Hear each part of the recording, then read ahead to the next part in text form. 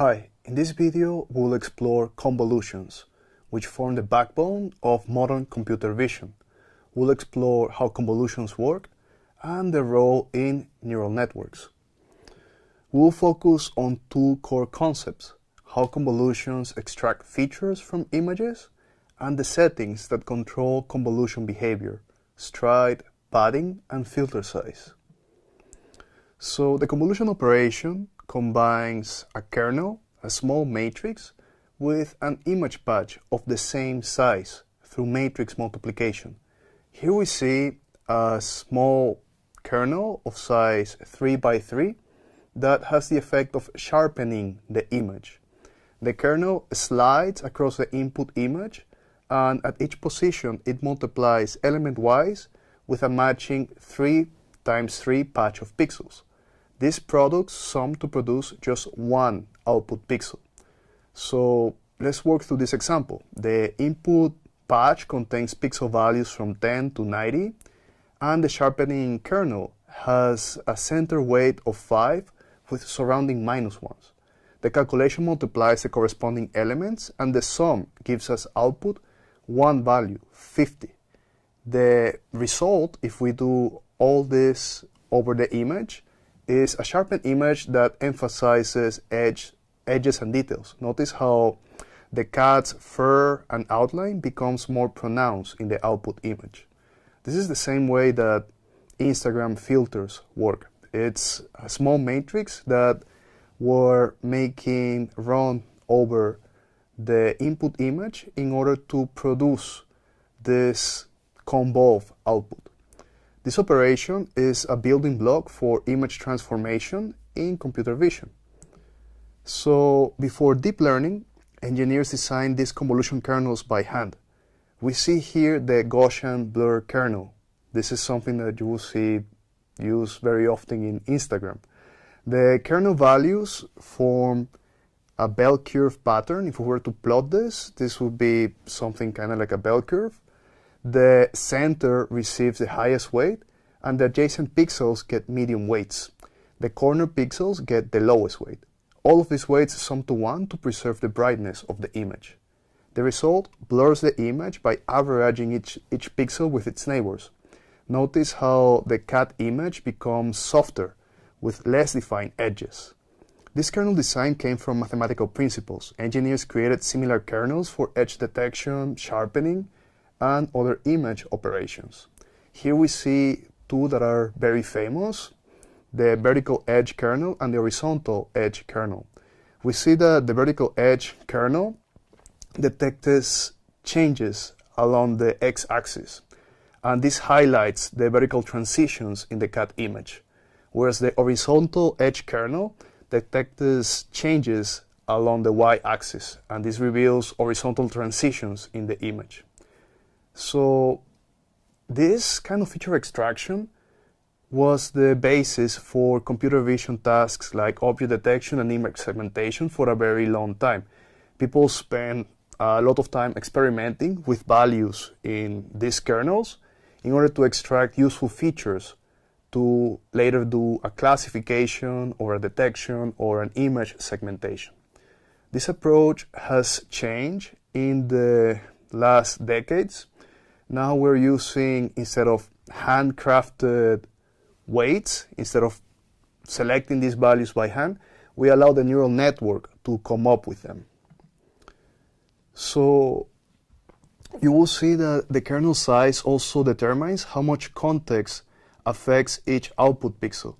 So here we have two uniform blur kernels, where the 3 by 3 kernel has 9 neighboring pixels, and each pixel contributes 1/9 to the output, and this preserves a lot of local detail. This creates a very subtle blur in the output, whereas the 5 by 5 kernel produces a stronger effect because we're considering a wider context. Notice how, in general, larger kernels will create more pronounced effects on the output images. Here we're going to have a visualization of what's the effect of the convolution in the dimension of the output image. What you see in cyan, this small 2 by 2 square, is the output of the convolution.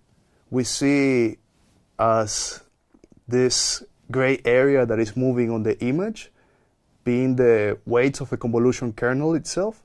And we see that the output has a lower dimensionality than the input.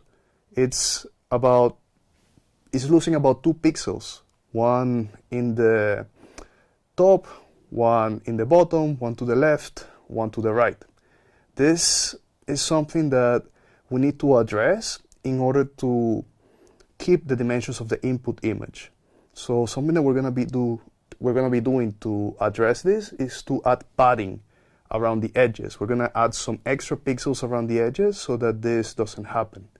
Here we see the different strategies that we have for padding. We could be filling the border with zeros. We could be stretching 1 pixel all around the edge, or we could be reflecting what we have in the border. So which of these strategies is the best to use depends on the application. In general, the neural network will learn how to handle the effect of padding during training. So here we see something that we previously discussed, and that is that modern networks, instead of having this weights being set by hand, like engineers used to do before, are going to be learning these weights from the data. This is a big shift from what was done in traditional image processing. These weights are initially randomly set, but are then adjusted so that they minimize the value of the loss function that we have defined for the task. So we find out the values for these particular kernels, and we produce these images by actually optimizing the measure of error that we have for our problem. So through backpropagation and gradient descent, we automatically do some feature selection. We automatically produce new images that are relevant for us to solve our particular problem. So let's see what happens when we take the output of a convolution and we apply a nonlinear transformation. We apply something like the rectifier linear unit. Then what we're going to be doing is that we're going to be adding some nonlinearity to the network. This is something that allows it to focus on the most significant features, on the things that would actually make the most difference in order to reduce the loss function later.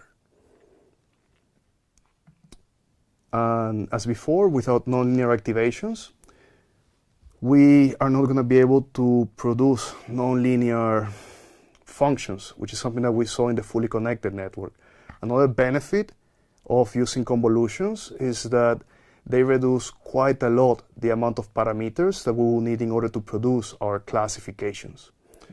You see here that the stride is something that we can do to further reduce the amount of parameters that we have in our model, to also reduce the dimensionality of the data. If we use a stride 2 in the convolution, we're going to be reducing the image in size by half. And this is something that would allow us to preserve key features and make the learning of what are the things that are most relevant for the final classification or regression problem be something that is learned dynamically. So networks stack convolution layers to build hierarchical features. Notice the progression. Here we have this original image that has size 2 to 4 times 2 to 4 with full resolution details, and then when we do the first convolution with a stride 2, we have the size, and then when we do it again, we have it even more. So what we actually do in these networks is usually to downsample the image quite a lot, so that we take a lot of the semantic value, a lot of the meaning out of these pixels, and then we squash these stacks of convolutions. And after we squash these stacks of convolutions, we actually do our final classification, which is what we see here. We see that we have downsampled the image so much that it's now this 7 times 7 activation map, and then we squash it so that it has 49 values. This is what we feed to the fully connected layer before doing the classification, saying that this is an image of a cat. Another detail that is important for us to know is that even though we see in these diagrams that the convolution is happening in sequence, like step by step, for the GPU, this is not what happens.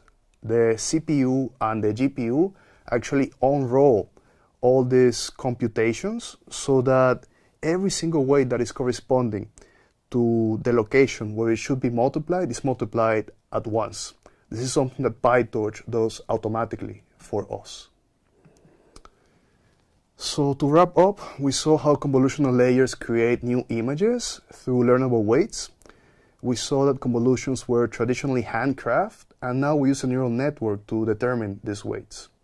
We saw that classifiers take these learned features before feeding them to a feed-forward network, and that convolutions are unrolled by PyTorch in order to do parallel processing. We also saw that the size of the receptive field influences how many pixels we consider, and that convolutions with padding preserves the x and y dimensions in the input. So the started convolutions also have this very interesting effect of allowing us to do learnable downsampling, to take out a lot of the information that we don't need for our classification and keep the really important features.